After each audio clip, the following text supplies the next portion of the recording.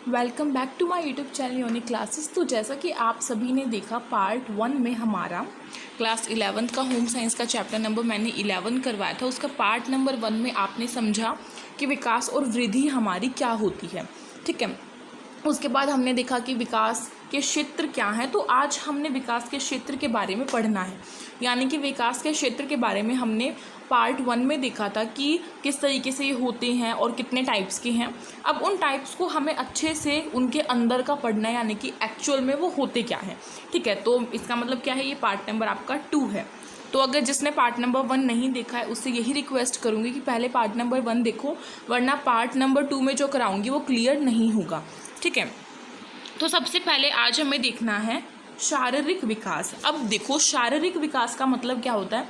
शारीरिक का मतलब जो हमारे शरीर से जुड़ा हुआ विकास है। ठीक है, इसका अर्थ शारीरिक तौर पर वृद्धि होना है। और इसके बाद इन्होंने बताया इसमें वृद्धि गर्भ अवस्था से लेकर शरीर की पूरी संरचना तक होती है, जिसमें शरीर का भौतिक विकास होता है, जैसे लंबाई का बढ़ना, विभिन्न अंगों का बढ़ना।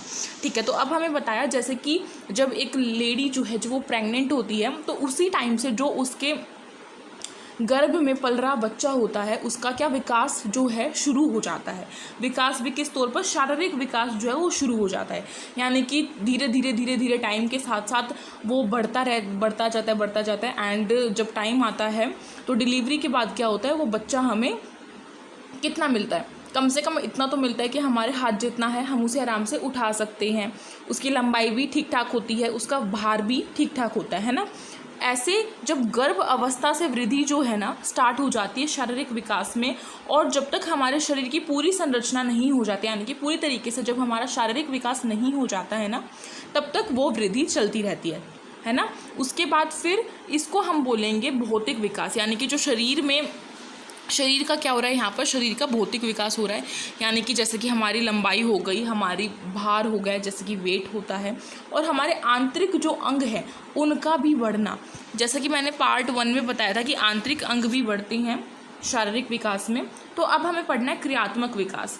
क्रियात्मक विकास हमारा क्या है, शारीरिक गतिविधियाँ किस प्रकार से कार्य करेंगी उसको क्रियात्मक विकास कहते हैं।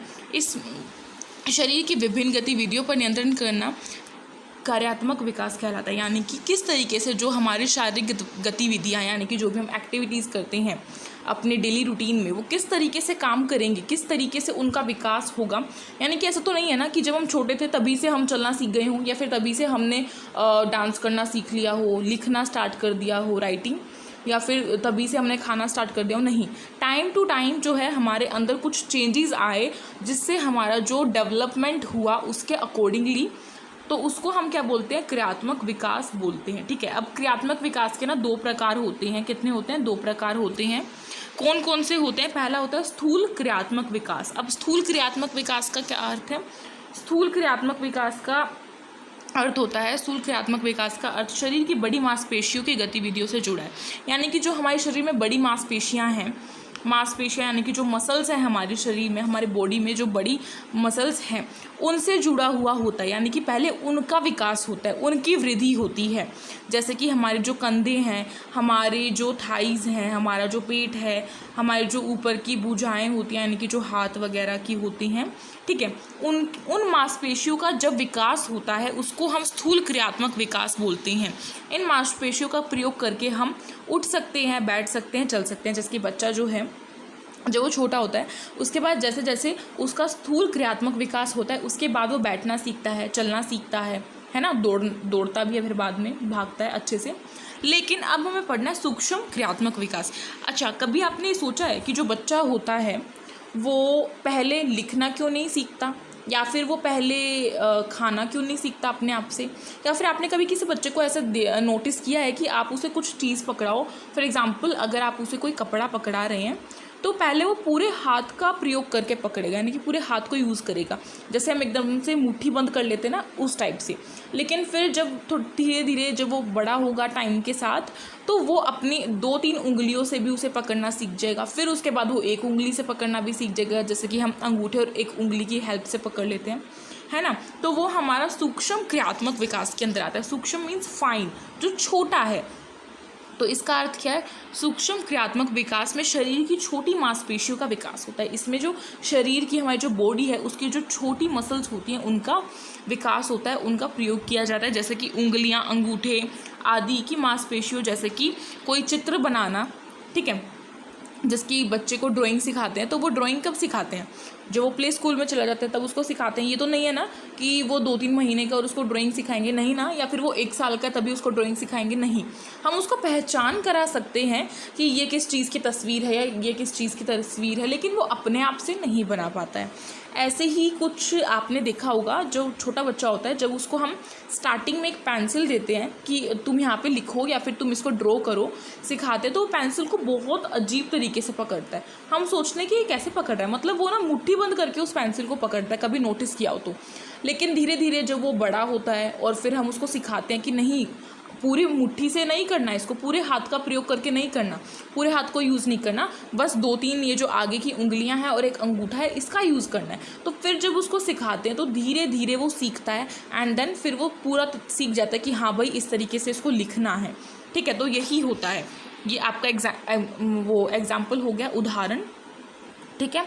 उसके बाद फिर है संवेदात्मक विकास। तो संवेदात्मक विकास का क्या अर्थ है, हमारे जो ज्ञान इंद्रियां होती हैं का विकास होना। ज्ञान इंद्रियों का विकास होने का अर्थ है जैसे कि हमारे अंदर सूंघने की शक्ति होती है, यानी कि स्मेल लेने की।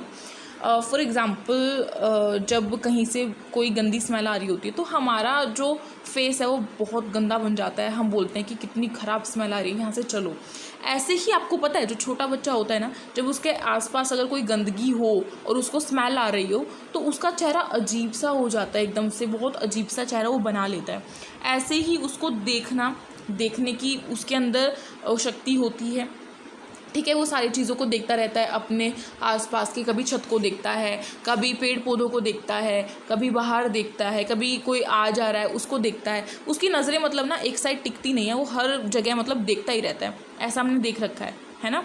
उसके बाद है सुनना, वो सुनता भी है, जैसे कि हम बोलते हैं, हम कुछ भी बोलते हैं, फॉर एग्ज़ाम्पल कि पापा बोलो या मम्मी बोलो, तो वो हमें सुनता है ना। उसके बाद स्पर्श करना, उसको स्पर्श जो है वो महसूस होता है। हम ऐसा क्यों कहते हैं कि जो बच्चा है ना उसको उसकी मम्मी से दूर रखना है, वरना वो उसके साथ जो है ना ज़्यादा अटैच हो जाएगा और फिर अगर हम उसकी मम्मी को दूर कर देंगे तो वो रोने लगेगा। तो हम ऐसा इसलिए कहते हैं कि शायद उसको मतलब अपनी मम्मी से ज़्यादा लगाव है इस तरीके से, या फिर वो ही उसकी देखभाल करती है इसीलिए। तो ऐसा नहीं होता, वो अपनी माँ का स्पर्श ले लेता है। स्पर्श मीन्स उसको छूने का एहसास हो जाता है कि उसकी, जब वो अपनी माँ को छुएगा तो उसको एहसास मिलता है कि ये मेरी माँ है, और जब वो किसी और को छुएगा तो उसको पता चल जाएगा कि नहीं ये मेरी माँ नहीं है, ठीक है। ऐसे ही स्वाद का, जब बच्चों को कड़वी दवाइयाँ पिलाई जाती हैं तो वो रोते हैं, पीते नहीं हैं या फिर बाहर निकाल देते हैं, लेकिन मीठी पिलाई जाती है तो आराम से पी लेते हैं, होता है ना। उसके बाद है संवेदात्मक विकास, जन्म से ही शुरू हो जाता है, ठीक है। ये जन्म से ही शुरू हो जाता है, जैसे कि मैंने आपको बताया। अब इसमें एक एग्जाम्पल दिया हुआ है, कलर मेरे को हटाना पड़ेगा, हाँ। एक शिशु को स्पर्श करने पर वह उस पर ध्यान देता है या आवाज़ लगाने पर अपने सिर घुमाकर देखता है ना।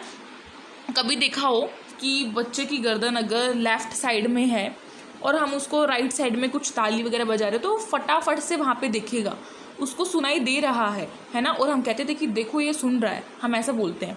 ऐसे ही फिर आती है हमारी बारी संज्ञानात्मक विकास की। तो संज्ञानात्मक विकास क्या है? संज्ञानात्मक विकास का अर्थ है बच्चे की सोचने समझने की क्षमता। आयु के बढ़ने के साथ साथ संज्ञानात्मक विकास भी व्यक्ति के सोचने समझने, विचार करने में भी अंतर आता है, ठीक है।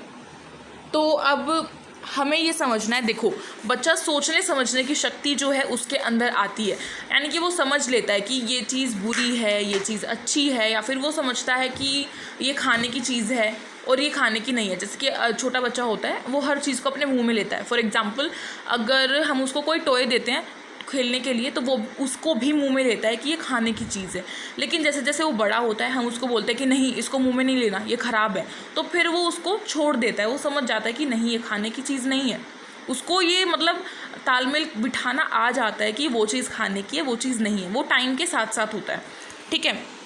उसके बाद उन्होंने बताया है और समझदारी से वह चीज़ों को सोचता समझता वह अपनी मानसिक गतिविधियों को करता है, यानी कि वो समझदारी दिखाता है इन चीज़ों में। और उसके बाद जैसे इन्होंने एग्जाम्पल दिया, एक शिशु के सामने कोई वस्तु लाई जाए तो वह उसके अस्तित्व को नहीं समझ पाता, लेकिन बढ़ती आयु में उस वस्तु के अस्तित्व को समझने लगता है। यानी कि अगर हम कोई भी उसके सामने कुछ पिक्चर ला दें, या फिर कोई अगर हम उसके सामने मान लीजिए कोई ट्रॉफ़ी है, ठीक है, ट्रॉफ़ी को हम उसके सामने ले दें, या फिर कोई चाबी है उसको ही दे दें, ठीक है, ताले की चाबी होती है, तो वो उसको एक टॉय की तरह खेलेगा। उसको नहीं पता कि वो चीज़ क्या है, बस उसमें से जब वो उसको चाबी बजेगी तो उसको सुनाई देगा कि हाँ आवाज़ आ रही है, फिर वो समझेगा कि ये टॉय है, लेकिन उसको ये नहीं पता कि ये किस काम में आती है। लेकिन जैसे जैसे वो बड़ा होगा, यानी कि जब वो 5 साल का हो जाएगा, या फिर 3 साल से 5 साल के बीच तक हम उसको समझाते कि नहीं ये खेलने की चीज़ नहीं है, इसको संभाल के रखना है, ये उस ताले की चाबी है, तो उसको वो बात याद रहती है कि हाँ ये उस ताले की चाबी, वो समझ जाता है। तो यही अंतर होता है। उसके बाद है भाषा संबंधी विकास, की एक बच्चे के अंदर भाषा का विकास किस तरीके से होता है। तो भाषा संबंधी विकास का अर्थ है भाषा का विकास होना। जन्म के समय बच्चा रोकर आवाज़ निकालता है, धीरे धीरे आयु बढ़ने के साथ साथ उसके भाषा का भी विकास होता है, कई नए शब्द सीखता है। जैसे कि आपने देखा है, जब छोटा बच्चा होता है तो वो रोता ही रहता है, चाहे उसको भूख लगे, चाहे उसको सोना है, चाहे उसको किसी के साथ खेलना है, या फिर उसको अपनी माँ चाहिए, जब उसकी मम्मी उसके पास नहीं होती तभी वो रोता है ना, वो रोता ही रहता है। मतलब कि अगर उसको अपनी कोई भी बात समझानी है तो वो रोकर समझाता है किसी को भी, और वो समझती कौन है, उसकी माँ समझती है, क्योंकि वो उसके साथ ज़्यादा अपना टाइम जो स्पेंड करती है, उसकी माँ के साथ उसका ज़्यादा लगाव इसीलिए होता है क्योंकि हमेशा हर टाइम वो उसकी देख रेख करती रहती है, ठीक है। लेकिन जैसे जैसे बच्चा जो है वो बड़ा होता है, यानी कि 1 साल का 2 साल का होता है, तो वो आवाज़ अलग अलग आवाज़ निकालने लगता है। जैसे कि हम उसको दिखाते कि देखो वो ट्री, वो पेड़ है, तो वो ऐसे करके देखता है, ओह ऐसे अजीब तरीके से वो आवाज़ नहीं निकालता, आपने नोटिस किया होगा, ठीक है। तो ऐसे ही उसके अंदर भाषा का विकास होता है। 2 साल का होगा तो वो कुछ शब्द सीखेगा, जैसे कि पापा बोलना, दादा बोलना, मम्मी बोलना, या फिर माँ बोलना, ठीक है, इस तरीके के शब्द सीखेगा। फिर और बड़ा होगा तो वो थोड़ा तुतलाकर बोलेगा, लेकिन जैसे कि मतलब कोई सेंटेंस बोलेगा, पूरा नहीं करेगा, जैसे कि मैं खाना ऐसे करके बोल देगा, तो उस जो हम घर वाले हैं वो समझ जाएंगे कि हाँ उसको खाना खाना है, इस तरीके से। तो वो धीरे धीरे अपनी भाषा में भी विकास होता है जब उसकी आयु बढ़ती है। उसके बाद है भावनात्मक विकास, हमारी भावनाओं से जुड़ा होता है। भावनात्मक विकास भी यहीं पे बता दें इन्होंने, जो कि हमारी भावनाओं से जुड़ा है, हमारे इमोशन से जुड़ा है। जैसे कि कुछ उसको अच्छा लग रहा है देखने में, या फिर कोई कॉमेडी शो वो देख रहा है तो वो हंसेगा, उसको हंसना आ रहा है। अगर कोई सैड सॉन्ग, या फिर कोई जो बच्चा है, अगर किसी बच्चे की लड़ाई हो जाती है तो वो उसे देखेगा तो वो रोने लग जाएगा, या फिर जब हम उससे उसका कोई टॉय छीन लेंगे तो वो गुस्सा भी हो जाएगा। इस तरीके की हरकतें करते हैं बच्चे। उसके बाद है व्यक्तिगत विकास। व्यक्तिगत विकास क्या है? व्यक्तिगत विकास का संबंध खुद से होता है। व्यक्तिगत मीन्स अपने से, पर्सनल, ठीक है, पर्सनली जो डेवलपमेंट होता है, यानी कि अपने से, जो खुद से, स्वयं से होता है, अपने आप से ही होता है। जैसे हमारे खुद के गुण, हमारे कौशल आदि, जैसे कि हम अपनी स्किल्स जानते हैं, हमारे अंदर क्या है, किसी के अंदर डांसिंग की होती है, किसी के अंदर सिंगिंग की होती है, किसी के अंदर कुछ होते हैं, किसी के अंदर कुछ होते हैं। इस तरीके से जब वो अपने आप को पहचानने लग जाए, यानी कि उसका टाइम टू टाइम उसका भी व्यक्तिगत जो डेवलपमेंट है वो होता है, यानी कि वो अपना नाम जानने लग जाता है, वो अपने आप को जानने लग जाता है कि मैं कौन हूँ, ठीक है। फिर है संतुलित आहार। संतुलित आहार, किसी भी विकास के लिए संतुलित आहार बहुत ही आवश्यक है।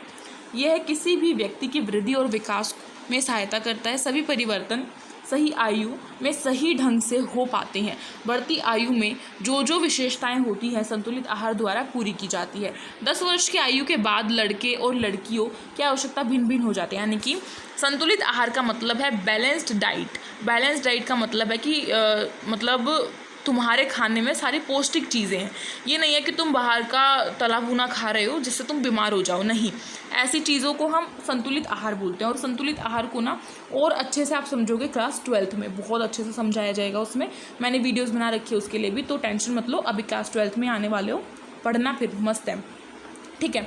फिर इन्होंने हमें लास्ट में बताया एक मोस्ट इम्पॉर्टेंट चीज़ कि 10 वर्ष तक, यानी कि लड़का हो या लड़की हो, जब वो 10 साल का होता है, 10 ईयर्स ओल्ड होता है, तब तक उसकी जो आहार है, संतुलित जो उसका आहार होता है वो सेम होता है, यानी कि जो लड़का खाएगा वही लड़की खाएगी, उसकी ज़रूरत उतनी ही होती है। लेकिन जैसे ही 10 वर्ष के बाद जब 11 से लेकर फिर वो आगे बढ़ते जाते हैं, यानी कि टीनेजर किशोर अवस्था में आते हैं, तो लड़कों की ज़रूरत जो है वो लड़कियों के मुकाबले कई अधिक हो जाती है। ठीक है, और ऐसे ही किसी मामले में लड़कियों की भी लड़कियों की भी ज़रूरतें ज़्यादा होती हैं। ठीक है, उसके बाद अब हमें पढ़ना है भारत आयुर्विज्ञान अनुसंधान परिषद यानी कि ICMR के अनुसार बाल्यावस्था के वर्षों को भिन्न चरणों में वर्गीकृत किया गया, यानी कि जो बाल्यावस्था होती है उसको बहुत सारे स्टेजेस में बांटा गया है। ठीक है, तो ये आयुर्विज्ञान के अनुसार है, यानी कि ICMR। आपको ये शॉर्ट फॉर्म भी दिया जा सकता है, तो दोनों ही याद होने चाहिए। देखो, फर्स्ट है हमारा शैशव अवस्था। शैशव अवस्था कौन सी एज होती है? शैशव अवस्था को हम इन्फेंसी बोलते हैं, ठीक है, इंग्लिश में। तो ये कौन सी होती है? ये होती है जन्म से 6 माह तथा 6 से 12 माह तक, यानी कि जन्म से 6 महीने तक का बच्चा हो या फिर 6 से 12 महीने तक का बच्चा हो। जब वो 1 साल का हो जाएगा तो वो पूर्व विद्यालय वर्ष में आ जाएगा, प्री स्कूल एज में। ठीक है, प्री स्कूल एज इसको इंग्लिश में बोलते हैं पूर्व विद्यालय वर्ष। मेरे मुंह से बार बार बाल्यावस्था निकल रहा है, सॉरी। तो ये कौन सा होता है? ये होता है 1 से 3 वर्ष तक का या फिर 4 से 6 वर्ष तक का। देखो, ऐसा ज़रूरी नहीं है कि हर बच्चे के अंदर इसी तरीके से स्टेजेस हों। हमने बस ये समझने के लिए, इसको पढ़ने के लिए इस तरीके से बांटा गया है। ठीक है, किसी के अंदर हो सकता है कि किसी चीज़ का डेवलपमेंट जो है वो 3 साल की उम्र में आए किसी बच्चे के अंदर, और किसी के अंदर वही डेवलपमेंट जो है वो 1 साल की उम्र में आ जाए, ऐसा भी तो हो सकता है। उसके बाद है विद्यालयी वर्ष यानी कि स्कूल एज। ये कब से होती है? ये होती है 7 से 9 वर्ष या फिर 10 से 12 वर्ष तक की। उसके बाद अब हमें पढ़ना है वृद्धि तथा स्वास्थ्य का पारस्परिक संबंध, यानी कि वृद्धि और स्वास्थ्य का किस तरीके से संबंध होता है आपस में। तो हमें पढ़ना है, वीडियो अभी ज़्यादा लोड नहीं हुई है तो मैं ये कॉन्सेप्ट भी क्लियर करा देती हूँ। फिर उसके बाद देखूँगी पार्ट 3 में। चलो फटाफट से पढ़ते हैं इसे। वृद्धि तथा स्वास्थ्य का पारस्परिक संबंध है वृद्धि और विकास का एक बहुत ही घनिष्ठ संबंध है। जैसे कि हमने देखा, वृद्धि और विकास दोनों का आपस में संबंध है, रिलेशनशिप है। जब वृद्धि सही रूप से होगी तो स्वास्थ्य भी सही रहेगा, यानी कि सही रूप से अगर वृद्धि होगी तो स्वास्थ्य भी सही रहेगा। जैसे कि हम बोलते हैं ना कि उसका स्वास्थ्य बिल्कुल सही है, उसकी हाइट भी अच्छी है, उसका वेट भी बिल्कुल सही है, और फिर वो अच्छा खाना खाता है, पौष्टिक खाना खाता है, इसीलिए तो ऐसा है। ऐसे बोलती होंगी ना आपकी जो मम्मी होती हैं। मतलब थोड़ा सा कंपटीशन तो चलता ही रहता है हर किसी के अंदर। ठीक है, स्वास्थ्य का वृद्धि होने में एक अहम महत्व है, यानी कि जो स्वास्थ्य है वो वृद्धि के लिए भी एक अहम महत्व जो है वो निभाता है। जैसे एक शिशु को स्तन पान की व्यवस्था कराना या फिर सुरक्षित स्वस्थ जो वातावरण है वो देना। सुरक्षित स्वच्छ वातावरण यानी कि सुरक्षित भी हो, साफ़ सुथरा भी हो, अच्छा इन्वायरमेंट मिलेगा तो जाहिर सी बात है बच्चे की जो वृद्धि है वो भी अच्छी होगी। ठीक है, उसके स्वास्थ्य के लिए पौष्टिक भोजन देना आदि। एक शिशु को यह सभी चीज़ें सब जब प्राप्त होती है, जब वो पर्याप्त मात्रा में मिलेगी तो उसकी वृद्धि भी सही होगी। यानी कि अगर उसको अच्छा इन्वायरमेंट मिलता है, स्वच्छ इन्वायरमेंट मिलता है, पौष्टिक खाना मिलता है, तो ऑब्वियसली बात है कि उसकी वृद्धि भी अच्छी होगी। ठीक है, वह अपनी सभी क्रियाएं सही रूप में कर सकेगा, यानी कि जो भी उसकी एक्टिविटीज़ होती हैं वो अच्छे से करेगा, उसको एक स्वस्थ जीवन जी सकेगा। यानी कि जो एक स्वस्थ जीवन जीने की हर किसी की इच्छा होती है वो उसको जी सकेगा। जैसे कि कोई तो लेज़ी होते हैं कि नहीं हमें नहीं खेलना, और कोई होते हैं कि नहीं हमें खेलना ही है। तो इस तरीके से यानी कि उनके अंदर एनर्जी आती रहती है, यानी कि एक बार ख़त्म हुई, थोड़ा सा खाया, फिर दोबारा से चालू हो गए। होते हैं ना ऐसे बच्चे काफ़ी। अगर दूसरी तरीके से देखा जाए तो जिस शिशु को सही रूप से देखभाल नहीं की जाती है, आहार नहीं मिलता, वह रोगग्रस्त होता है। जैसा कि मैंने कहा कुपोषण के कारण होता है। तो कुपोषण का अर्थ क्या है? कुपोषण का अर्थ मेनली यही है कि उसकी देखभाल अच्छे से ना हो और उसको आहार जो है वो पर्याप्त मात्रा में ना मिले, इसी वजह से वो रोग से ग्रस्त हो जाता है, यानी कि किसी रोग का शिकार हो जाता है, और उसकी वृद्धि पर भी इसका असर होता है। ठीक है, अब हमें यहाँ पे देखना है, देखो यहाँ पे इनको वज़न दिखाया यानी कि वेट दिखाया है। यहाँ पे 1 वर्ष का बच्चा इस तरीके से लाइन खींची, 2 वर्ष का बच्चा फिर इस तरीके से खींची, 3 वर्ष का बच्चा इस तरीके से खींची, 4 वर्ष का बच्चा ऐसे सीधी, और फिर 5 वर्ष का बच्चा ऐसे। ठीक है, दिख गया। अब यहाँ पे क्या है, ऊपर दिया गया चित्र आपके समक्ष एक सामान्य वृद्धि वक्र प्रस्तुत करता है। अब निम्नलिखित प्रश्नों का उत्तर दें। यहाँ पे हमसे पूछा गया है किसी बच्चे को गंभीर अतिसार हो जाए तो इस वृद्धि चक्र की क्या स्थिति होगी। तो क्या स्थिति होगी आपको अपने खुद के माइंड से लगाकर चलना है। एक कुपोषित बच्चे को 2 माह के लिए अच्छा भोजन दिया जाए तो वृद्धि चक्र जो वक्र है वो उसमें क्या अंतर आएगा। यानी कि पहले तो वो घट रहा होगा और फिर जब उसको अच्छा खाना दिया जाएगा तो वो बढ़ जाएगा, ऑब्वियसली बात है। और अतिसार हो जाता है तो ऑब्वियसली जब वो बड़ा हुआ है तो वो नीचे घट जाएगा। ठीक है, समझ सकते हैं। उसके बाद इन्होंने बताया नीचे क्या है, 1 वर्ष में एक शिशु का कितना वज़न होगा और वह 1 वर्ष से 2 वर्ष में कितना गुना बढ़ जाएगा। 3 वर्ष में कितना होगा, 4 से 5 वर्ष में कितना होगा, ये सभी बताया गया ऊपर वाले चित्र में। अब है विकास की अवस्थाएं। तो विकास की क्या अवस्थाएं होती हैं हमें ये पढ़ना है। विकास के आधार पर विकास की उपलब्धियों को विभिन्न अवस्थाओं में वर्गीकृत किया गया है। विकास की कुछ विशिष्ट क्षमताएं और कार्य होते हैं तथा कौशल होते हैं जिनको बच्चे हर एक आयु में एक सीमा तक अर्जित कर पाते हैं। इससे यह पता चलता है कि बच्चे का विकास उस आयु के हिसाब से किस प्रकार हुआ है। उस आयु के अनुरूप जो विशेषताएं जो कौशल से सीखते हैं सीखने चाहिए थे क्या वह उसने सीखे। यानी कि विकास को अगर हम एक तरीके से देखना चाहें, ऑब्जर्व करना चाहें कि उस बच्चे के अंदर कितना विकास हुआ है तो किस तरीके से देख सकते हैं। यानी कि जो उसकी एज है, जैसे कि अगर वो 2 साल का हो गया है तो 2 साल के बच्चे को प्रॉपरली चलना आ जाता है। 1 साल का बच्चा जो है वो थोड़ा सा ऐसे लड़खड़ाता है, लेकिन 2 साल का बच्चा अच्छे से चल लेता है। तो वही चीज़ देखते हैं हम कि हाँ उसके अंदर विकास हुआ है, वो चल लेता है अच्छे से। ठीक है, तो इस तरीके से हम देख सकते हैं विकास।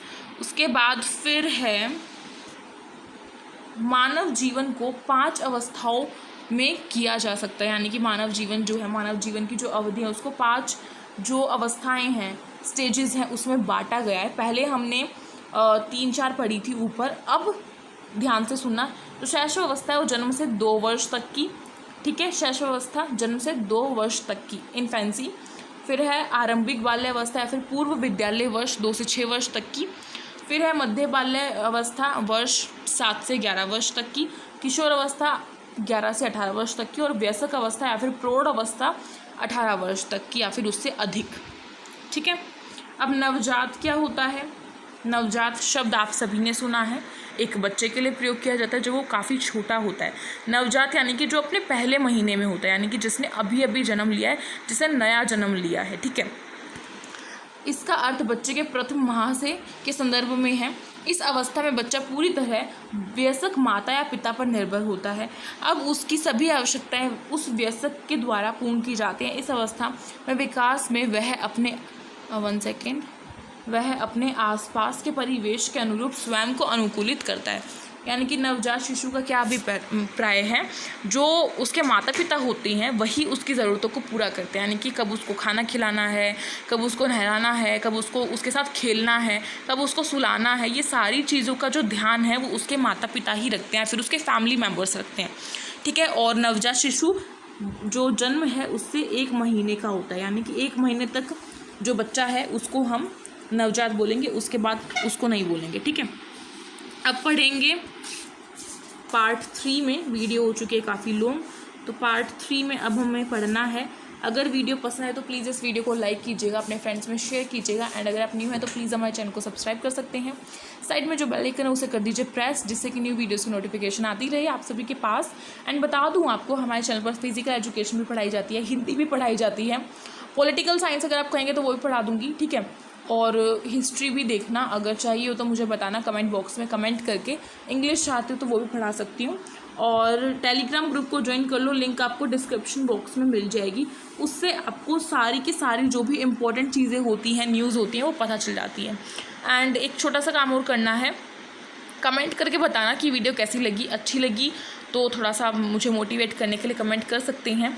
और पार्ट 3 कितनी जल्दी चाहिए ये भी बता सकते हो। साथ ही साथ यूनिक क्लासेस हमारी इंस्टाग्राम आईडी है, उसे जाके फॉलो करो। अगर कोई भी दिक्कत होती है तो डायरेक्टली वहाँ पे डीएम करो, आपको आपका जो रिस्पॉन्स है वो जल्दी से जल्दी मिलने की मैं कोशिश करती हूँ, देने की। और अगर इंस्टाग्राम नहीं है तो आप कमेंट बॉक्स में कमेंट करके पूछ सकते हैं। Thank you so much for watching this video. मिलते हैं पार्ट 3 में।